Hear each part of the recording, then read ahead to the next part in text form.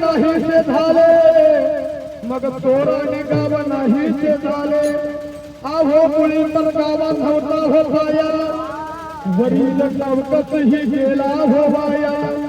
अरे खंडून गेला अवघा हो पाया म्हणती देवची गेला वाया म्हणून निसर्ग राजा हे आपल्याला टुकटुक दाखवा लागला कारण आपण सगळे जण आनंदित गेलो इंद्रायणीने कुणाला परिशोध दिलेला नाही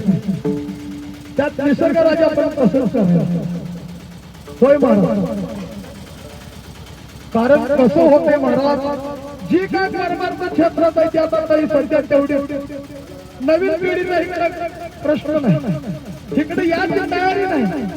परमार्थ करण्यासाठी वारी करण्यासाठी जी मंदिरांना जुनीच्या थोडफारी तेवढीच राहतात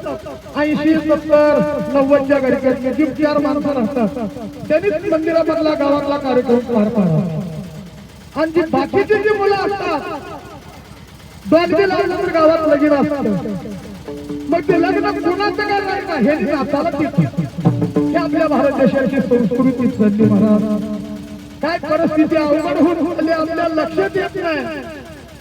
आता महिला मंडळ केस कट करायचे पुरुष मंडळी केस वाढवा लागले काय सांगायची कथा तुम्ही खऱ्या अर्थाने विचार करून बघा माझं चुकलं असलं तर मला बसल्या बसल्या 2 मिनिटात सांगा होईत हा आणि गडी माणसाला अजून काय काय सांगू महाराज अवघड झालं आता बाया माणसं टिकलेले चुकून यासारखा बंद केली आमची आताची तरुण वर्ग पोरं तळ कुत्ताचा नाव ओढावला टेन्शन नाही महिला मंडळाला म्हणाल तुम्ही काळजी करू नका हाय तर हाय चला ही परिस्थिती चालली काय सांगायचं असं किती सांगेल तेवढं कमी येत नाही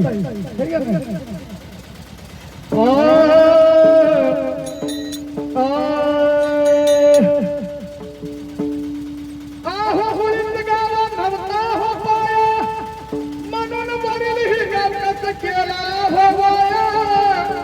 आणि भांडून गेला हो वाया